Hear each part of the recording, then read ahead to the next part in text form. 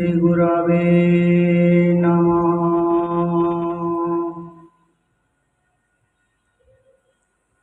आनन्दलीलामय विग्रहाय हेमावदिव्यच्छविसुन्दराय तस्मै महाप्रेमरसप्रदाय चैतन्यचन्द्राय नमो नमः। हे कृष्ण करुणा सिंधु दीनबन्धो जगत्पते गोपेश गोपिकाकान्त राधाकान्त नमोस्तुते। तप्त काञ्चन गौरांगी राधे वृन्दावनेश्वरी वृषभानुसुते देवी तं नमामि हरिप्रिये।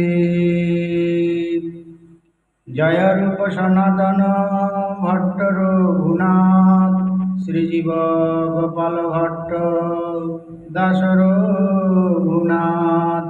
এই চায় গোসাইরে করি চরণ বন্দন যাহা হইতে বিঘ্ননাশ অভীষ্ট পুরাণ।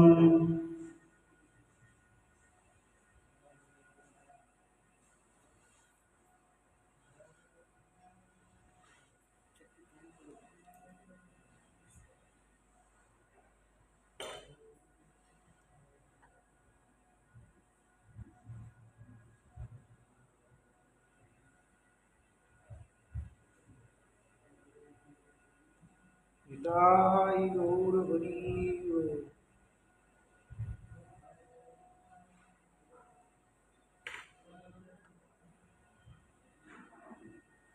মূকং করোতি বাচালং পঙ্গুং লঙ্ঘয়তে গিরিম যৎকৃপা তমহং বন্দে পরমানন্দমাধবম।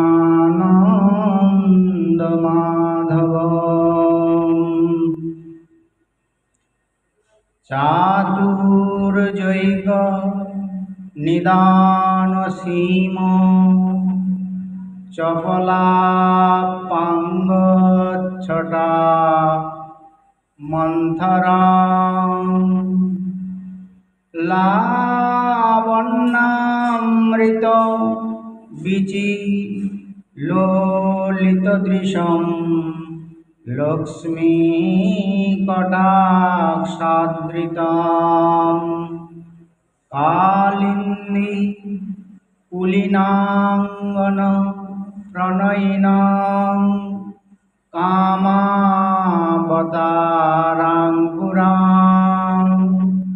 বালং নীলমমিবয়ং মধুরিমং স্বরাজ্যমারাধনুমঃ।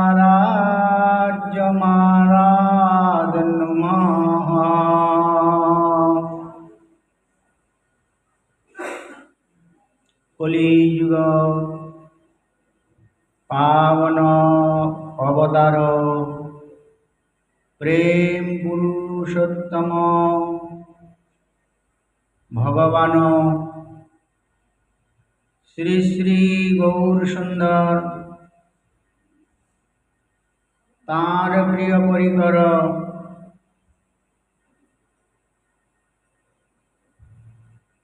শিল গোপাল ভট্ট গোস্বামীপাদ, শিল কবিরাজ গোস্বামীপাদ, শিল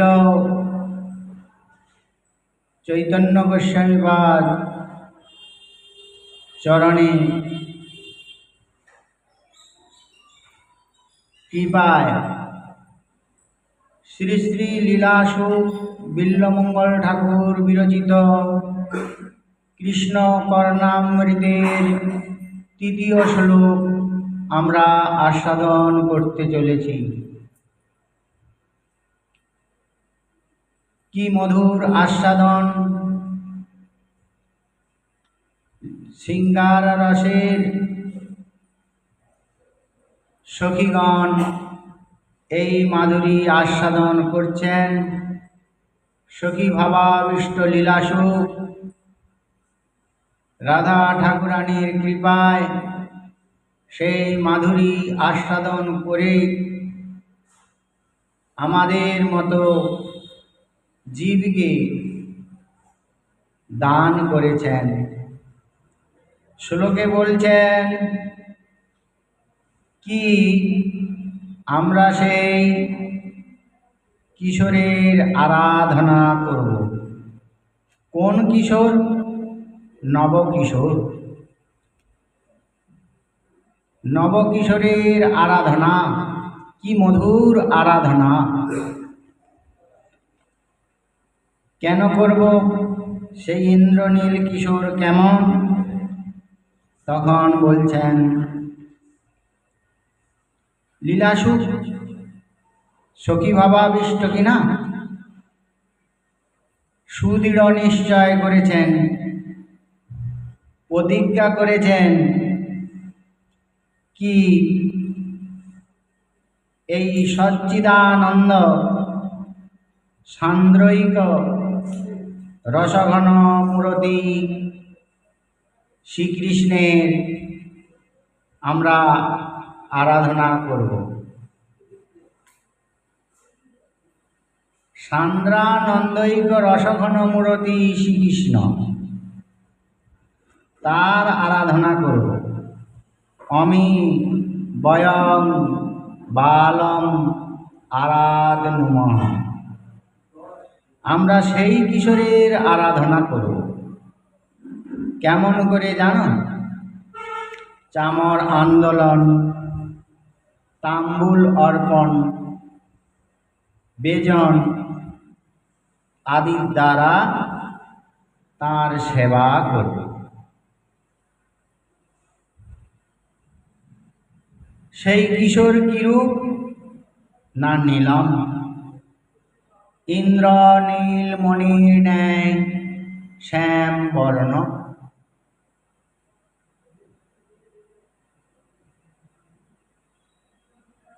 মূর্ত সিঙ্গার রস।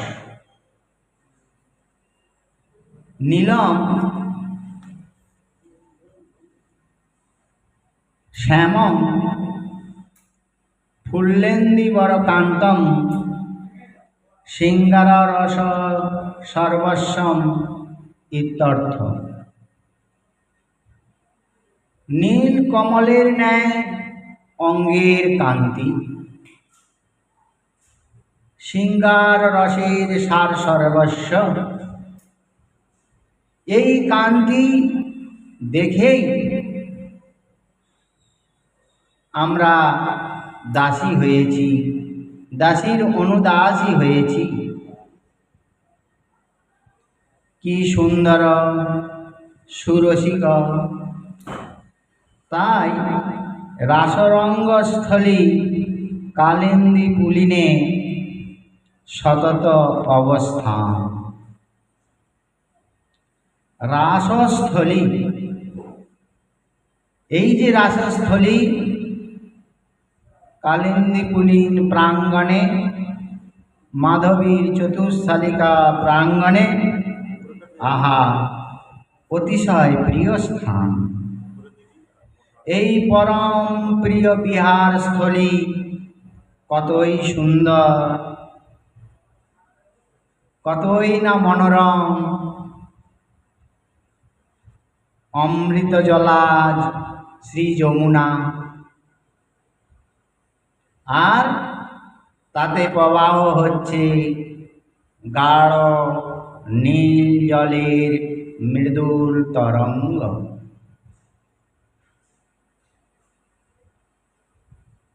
সেই যমুনাতে জলরাশি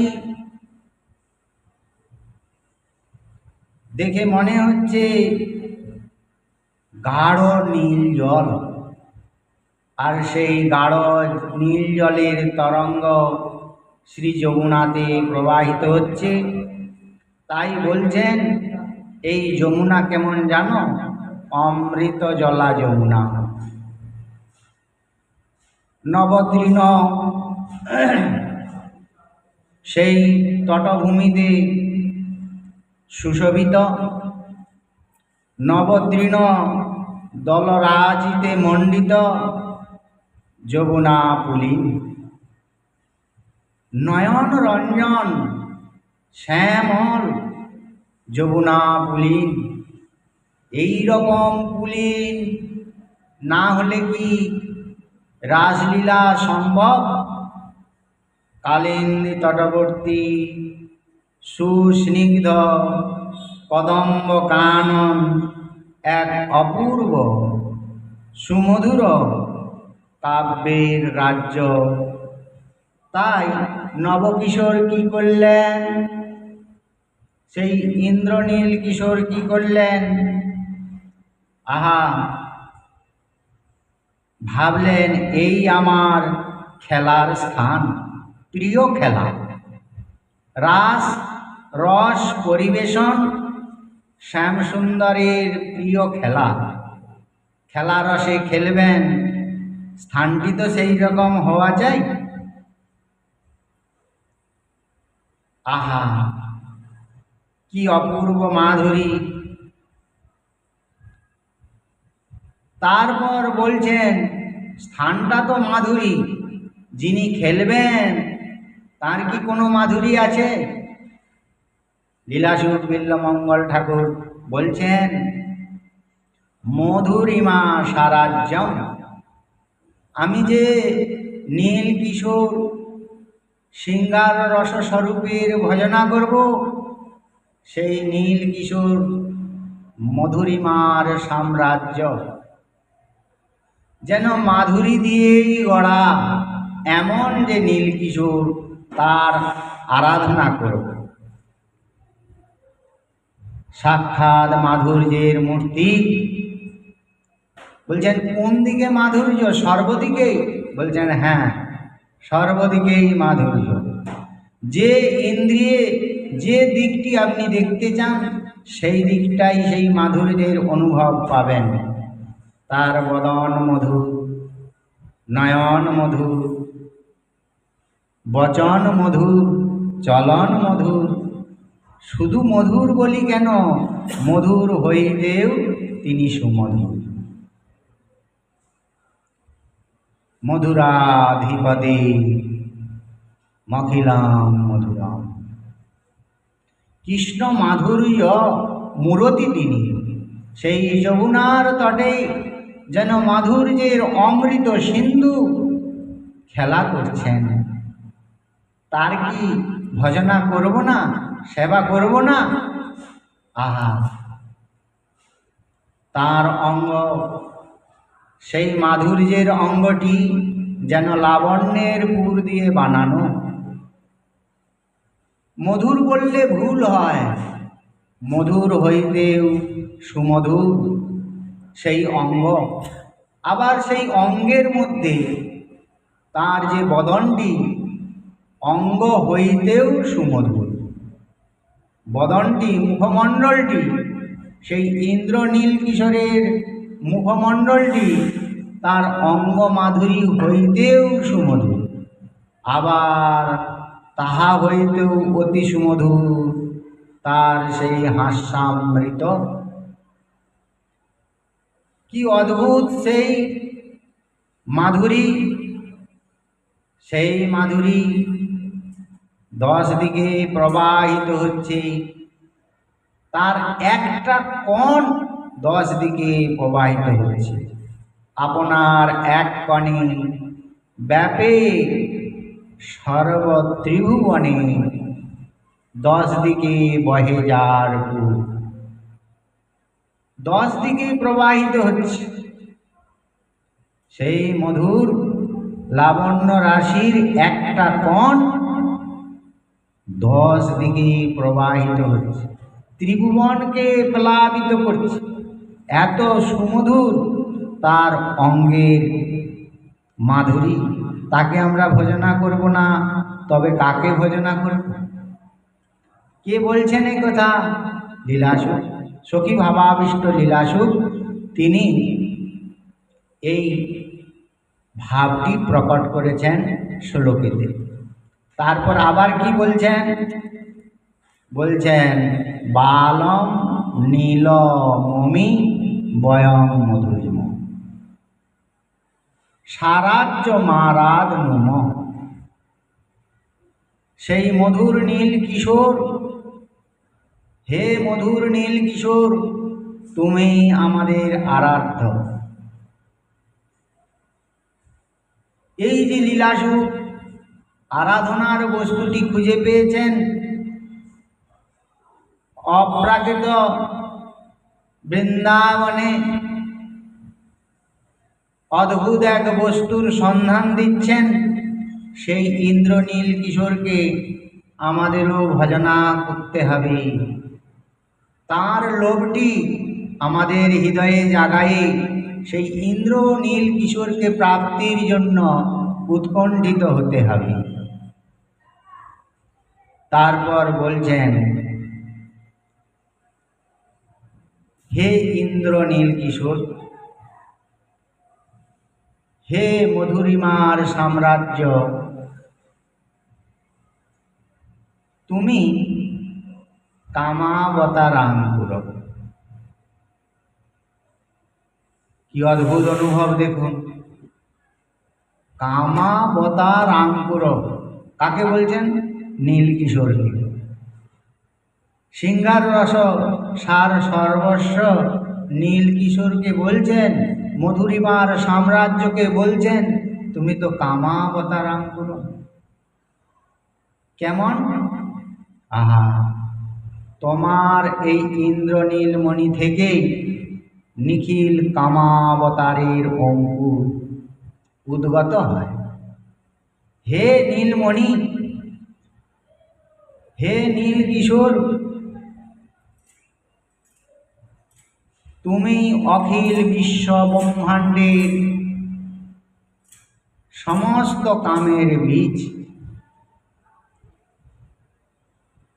বা অঙ্কুর। তুমি সাক্ষাৎ মন্মথ মন্মথ, মূর্তিমান মন্মথেরও তুমি মন্মথ। আমাদের অপ্রাকৃত জগতে অপ্রাকৃত মন্মথকে, অপ্রাকৃত মন্মথ হল সেই দ্বারিকা ধামে চতুর্ভুহ অন্তর্গত প্রদ্যুম্ন।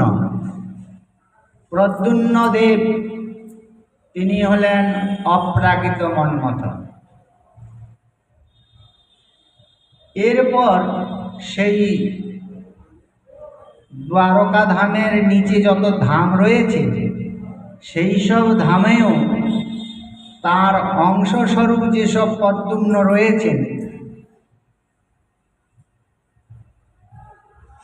তারাও কাম স্বরূপ। তার নিচে রয়েছেন সেই অপ্রাকৃত মন্মথের ছায়া, তার যে লেশ, তার যে আভাস, সেই আভাস এই আমাদের প্রাকৃত ব্রহ্মাণ্ডের কামদেব। তাহলে চিন্তা করুন, সেই প্রাকৃত ব্রহ্মাণ্ডের কামদেব সমস্ত জীবকে একেবারে মোহিত করে রেখেছেন, উন্মত্ত করে রেখেছেন।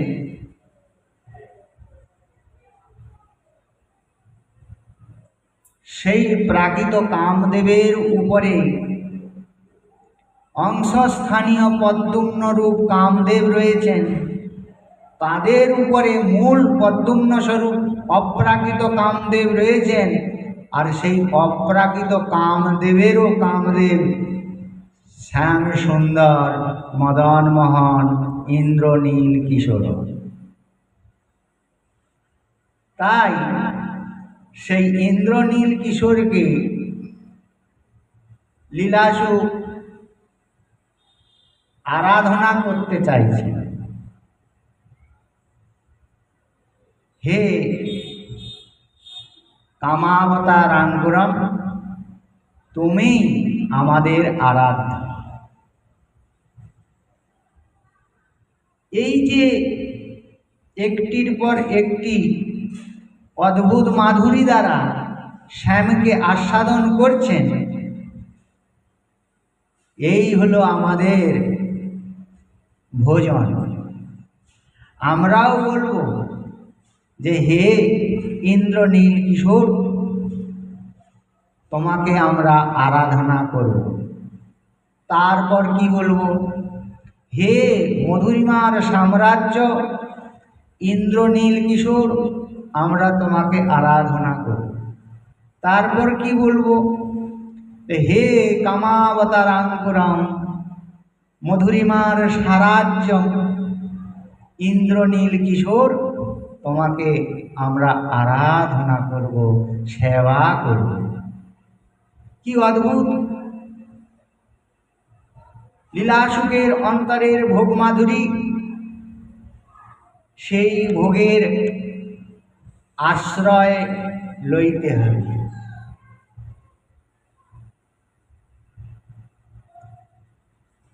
এত সুন্দর বিদগ্ধ স্বরূপ,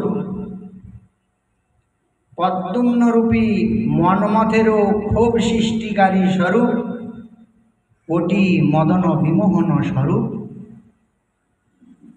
অশেষ চিত্ত আকর্ষক স্বরূপ, সহজ মধুরতর লাবণ্যের সুধাসাগর স্বরূপ, হে সর্ব অবতারের বীজ,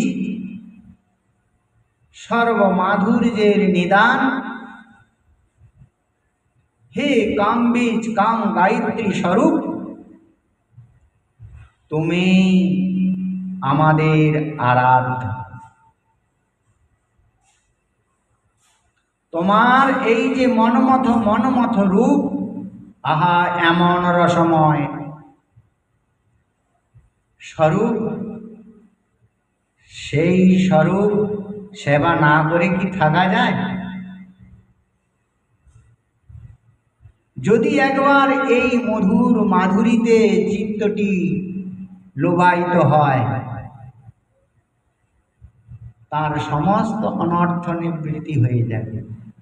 এত মধুর মাধুরী, সেই কামাবতারাঙ্কুরম, মধুরিমার সারাজ্য ইন্দ্রনীল কিশোর, আহা! এখন সেই ইন্দ্রনীল কিশোর কোথায় রয়েছেন? যমুনা পুলিন প্রাঙ্গণে, মাধবী চতুশালিকা প্রাঙ্গণে, রাসস্থলিতে। অনন্ত কোটি ব্রজবালাও রয়েছেন। আমরা পূর্বে আস্বাদন করেছি, শতকোটি ব্রজবালা ঘিরে রয়েছেন সেই শ্যামসুন্দরকে, আর শ্যামসুন্দরের বামে রয়েছে বামা কিশোরী শ্রী রাধা। তিনি কেমন? তখন বলছেন তিনি আহা কৃষ্ণময়ী, প্রেমময়ী, সর্বলক্ষ্মীময়ী, সর্বকান্তিময়ী, বিশ্ববিমোহিনী, সম্মোহিনী, সর্বপূজ্যা মহালক্ষ্মী স্বরূপা শ্রী রাধা। তিনি কি করছেন সেই রাসস্থলিতে? সেই মধুরিমার সাম্রাজ্যকে লক্ষ্য করে তিনি কি করছেন? বলছেন দৃষ্টি মাধুরী দ্বারা গাঢ় আদরে শ্যামনগরের আপ্যায়ন করছেন, পূজা করছেন, গাঢ় আদরে সমাদৃত করছেন। কবিরাজ গোস্বামীপাদ চৈতন্য চরিতামৃতে বর্ণন করেছেন যে এই যে মধুরিমার সাম্রাজ্য কামাবতারাঙ্কুর ইন্দ্রনীল কিশোর, এনার পূজা কিভাবে করব? পূজার উপকরণ কোথায় রয়েছে? এই শৃঙ্গার রসের পূজা কেমন করে করতে হয়? পূজার সামগ্রী চাই তো। তখন বলছেন কৃষ্ণ পূজার, কৃষ্ণ ক্রীড়ার, কৃষ্ণের বসতি, কৃষ্ণের নগরী এই শ্রীরাধা মহাভাব স্বরূপার অঙ্গ প্রত্যঙ্গ, কৃষ্ণ ক্রীড়া পূজার বসতি নগরী। সেই পরমা সুন্দরী দেবী তিনি হলেন কৃষ্ণ ক্রীড়া পূজার বসতি নগরী। তো সেই দেবী সর্বসুন্দরী গরীয়সী শ্রী রাধা ঠাকুরানী কেমন করে সেবা করছেন না, তার দৃষ্টি মাধুরী দ্বারা গাঢ় আদরে শ্যামনগরের সেবা করছেন। বলে দৃষ্টি মাধুরী দ্বারা সেবা, বলে হ্যাঁ, এই হলো শৃঙ্গার রসের সেবা। লক্ষ্মী কটাক্ষাদৃতম। লীলাসুখ বলছেন শ্রী রাধা মহালক্ষ্মী স্বরূপা তার গাঢ়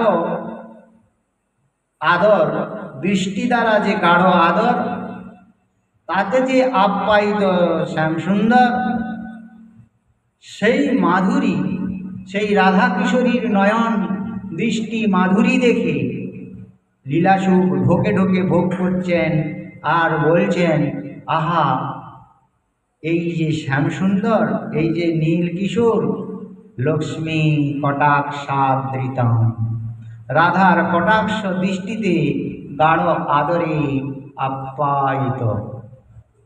এটি তো আমাদের ধ্যানের বস্তু কিনা? ধ্যান করতে হবে, আমিও যেন ওই বস্তুর ধ্যান করতে পারি, চিন্তন করতে পারি, অন্তরে ভোগ করার জন্য লালসাযুক্ত হতে পারি, তবেই তো আনন্দ। তারপর বলছেন, আচ্ছা, গাঢ় দৃষ্টিটি কেমন? শ্রীরাধার নয়নকণ থেকে যে দৃষ্টি মাধুরী ঝরে পড়েছে সেটি কেমন? লীলাসুক্ত বলে দিলেন। আর আমাদের আচার্যচরণ কবিরাজ গোস্বাইপাদ, গোপাল ভট্ট গোস্বাইপাদ, চৈতন্য দাস গোস্বাইপাদ, তাঁরা সেই লীলাসুখের অন্তরের ভাবটি টিকাতে বর্ণনা করছেন। কি বলছেন?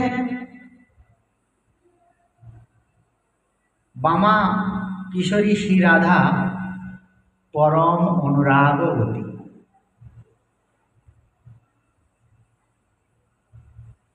পরম অনুরাগ শ্যামের প্রতি, যেমন অনুরাগ তেমন লজ্জা। পরম লজ্জাশীলা, পরম অনুরাগবতী হয়েও পরম লজ্জাশীলা।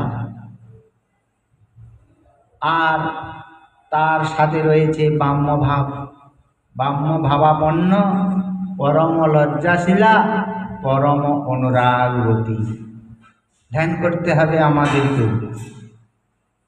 দর্শনের জন্য প্রবল উৎকণ্ঠা, অথচ লজ্জা আর বাম্য এই ভাবের কারণে তাকাতে পারছে না।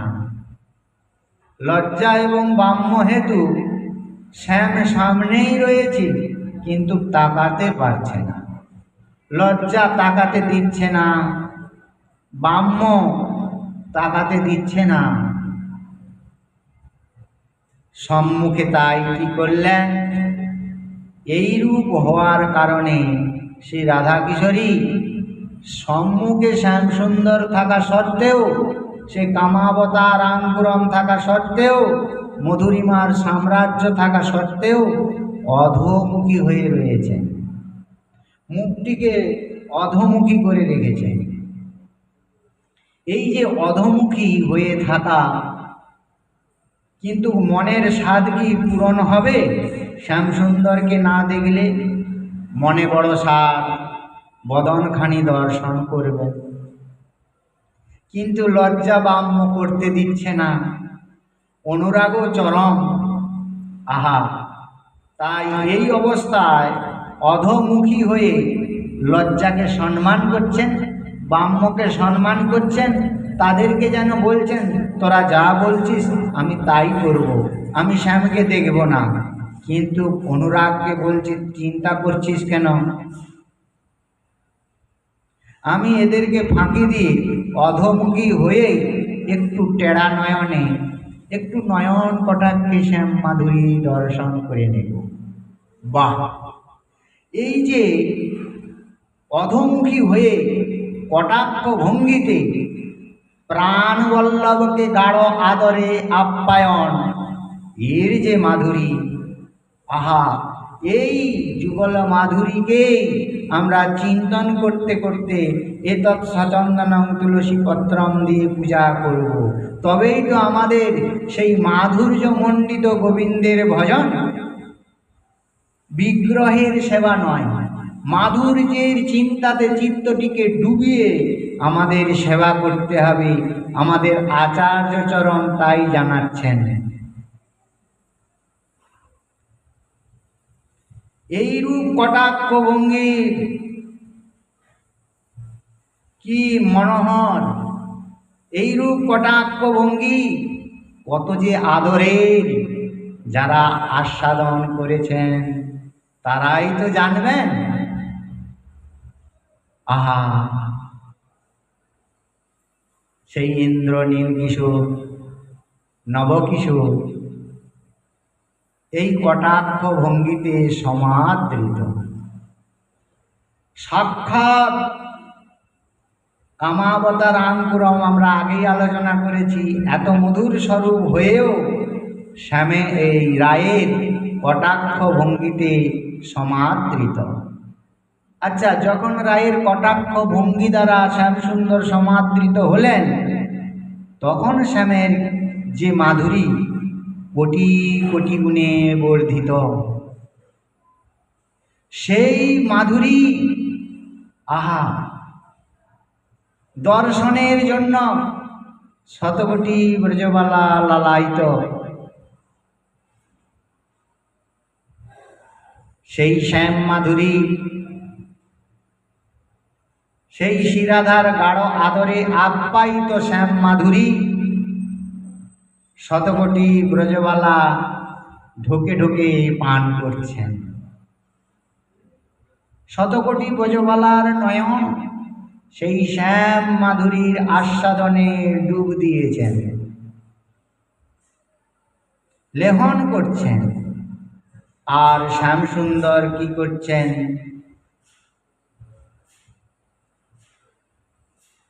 চিন্তা করছেন কি রাধা কিশোরীর এই দৃষ্টি মাধুরী, এই গাঢ় আদরের আপ্যায়ন কি মধুরাতি মধুর। তাই সেই গাঢ় আদরের আপ্যায়ন এক নয়নে তার সেই দৃষ্টির দিকে শ্যামনাগর তাকিয়ে রয়েছেন। রায়ের দৃষ্টি মাধুরীর দিকে, বদন মাধুরীর দিকে তাকিয়ে রইলেন। আহা! দেখছেন কি লাবণ্যের তরঙ্গ, কোথায়? শ্রী রাধাকিশোরীর অঙ্গে মহাভাব লাবণ্যের তরঙ্গ প্রবাহিত হচ্ছে। লীলাসুখ সেটি আস্বাদন করে বলছেন, লাবণ্যামৃত বীচি লোলিত দৃশ্যম।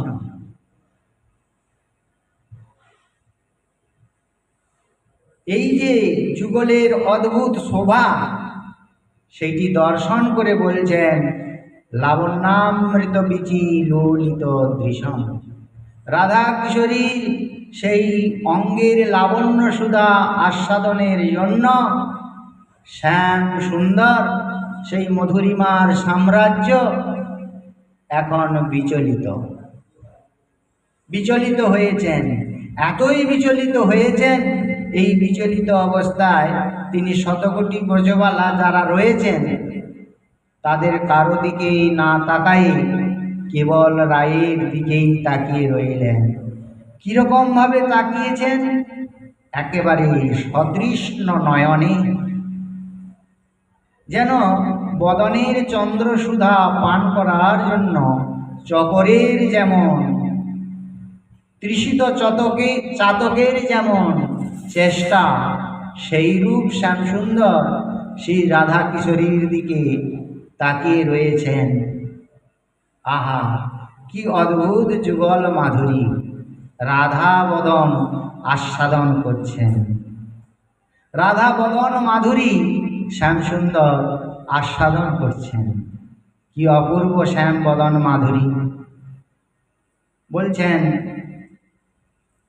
রাধা বদন বিলোকন, রাধা বদনকে বিলোকন করে, হ্যাঁ, বিকশিত বিবিধ বিকারম, রাধা বদন বিলোকন বিকশিত বিবিধ বিকার বিভঙ্গ, ও রাধা বদন বিলোকন বিকশিত বিবিধ বিকার বিভঙ্গম। বিবিধ বিকার দ্বারা সুশোভিত হচ্ছেন শ্যামসুন্দর রাধা বদন অবলোকন করে। জলনিধমিব বিধুমণ্ডল দর্শন, তরলিত তুঙ্গতরঙ্গম,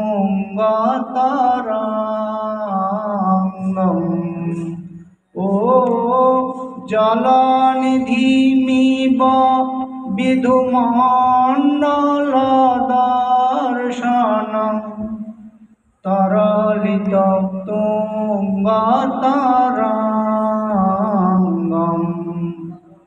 হরি মে করসং, হরি মে করসং, চিরমভিলষিত বিলাসং,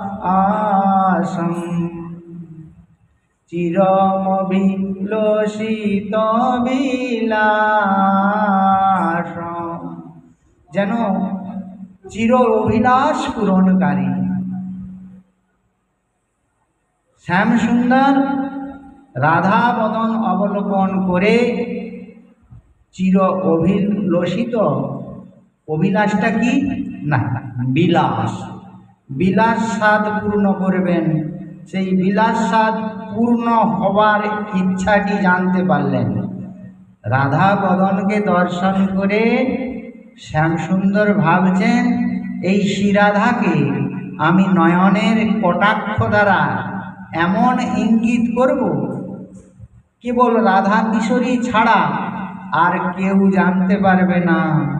শতকোটি ব্রজবালা আমার দিকে তাকিয়ে রয়েছেন, কিন্তু তাকিয়ে থাকলেও আমার ভাব রাধা কিশোরী ছাড়া আর কেউ জানতে পারবেন না। এই রকম একটা যে চাতুর্য, চতুরতা শ্যামের নয়ন থেকে উদ্গীরণ হচ্ছে। আর শ্যামনগর মনে মনে ভাবছেন, এই নির্জনে গিয়ে কিশোরীর সঙ্গে আমি আমার বিলাস স্বাদ পূর্ণ করব। রাধা কিশোরী তার সর্ব ইন্দ্রিয় দ্বারা আমাকে যে সুখী করবার বাসনা করেছেন, তার সেই বাসনা পূর্ণ করব। তাকেই বলা হয়েছে নির্জনে বিলাস বাসনা পূর্ণ করব। বদনটি দর্শন করে যখন এই রকম শ্যামসুন্দর মনে মনে ভাবছেন, তখন তার শ্রীঅঙ্গে অর্থাৎ শ্যামসুন্দরের শ্রীঅঙ্গে বিবিধ বিকার উৎপন্ন হয়েছে।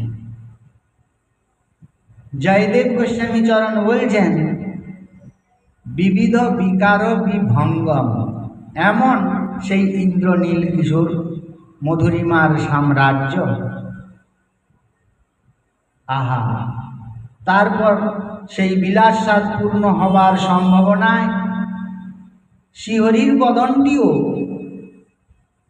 যেমন চন্দ্রমণ্ডল দর্শনের সেই জলনিধি সাগর যেমন উত্তাল তরঙ্গায়িত হয়, সেই রকম রাধাবদন দর্শন করে আহা জলনিধি স্বরূপ শ্যামসুন্দর অনঙ্গ আবেশে বিবিধ সাত্ত্বিক বিকারে ভূষিত হয়েছেন।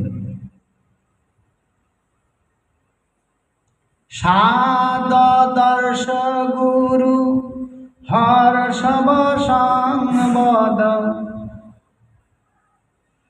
বদন মনঙ্গ বিকাশম। সাদদর্শ গুরু হর্ষব সংবদ বদন মনঙ্গ বিকাশম। আহা কি অদ্ভুত সেই শ্যাম সুন্দর রাধাবদন দর্শন করেছেন। এরপর ভাবছেন নির্জনে শ্রীমতীকে নিয়ে নিকুঞ্জ নিভৃত কাননে রসবিলাসে মগ্ন হবেন, কিন্তু প্রকাশ্যে তো কিছু বলতে পারছেন না। আর শতকোটি ব্রজবালা রয়েছে, প্রকাশ্যে যদি কিছু বলা হয় তাহলে তারা জানতে পেরে যাবে। আর এইটা শৃঙ্গার রসের পরিবেশনও নয়। তাই শ্যামসুন্দর নয়ন কটাক্ষে শত শত চাতুর্যকে প্রকট করে রাধা কিশোরীকে একান্তে নির্জনে নিভৃত নিকুঞ্জে বিলসিত হবেন সেই আজ্ঞা জ্ঞাপন করলেন। সেই রাধা কিশোরীর কৃপাতে কেবল লীলাসুখ সেই ভাবমাধুরীটি জানতে পেরে আহা বর্ণন করছেন, আহা মরি মরি শ্যামের কি মাধুরী। কীরকম মাধুরী? তখন বলছেন চাতুর্যৈক নিদান সীম চপলা পাঙ্গচ্ছটা মন্থরম। শ্যামসুন্দরের মাধুরীটি চাতুর্যৈকের চতুরিমার একেবারে অবধি, শেষ সীমা। এই রকম শ্যামসুন্দরের নয়ন কটাক্ষ আহা নেত্রান্ত দ্বারা মনের ইচ্ছা রায়ের নিকট জ্ঞাপন রূপ যে চাতুর্য, তার যে অবধি স্বরূপ, সেই ইন্দ্রনীল কিশোরীরই আমরা আরাধনা করব। তারপর কি বলছেন? সেই ইন্দ্রনীল কিশোর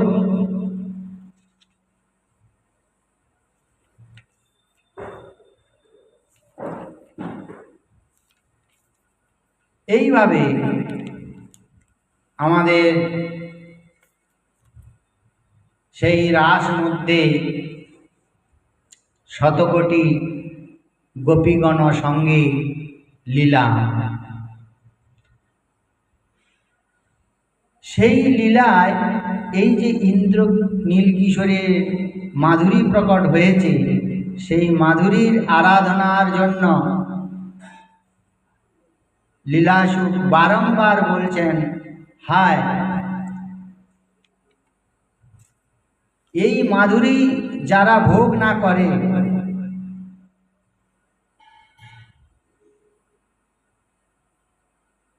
তারা নিতান্তই হতভাগ্য। লীলাসুখের কীরকম কৃপা দেখুন, তিনি নিজে আস্বাদন করেছেন আর ভাবাবেশে বর্ণন করেছেন, সঙ্গী বৈষ্ণবগণ সেই ভাব মাধুরী রেখেছেন আমাদের মতো জীবের কল্যাণের জন্য।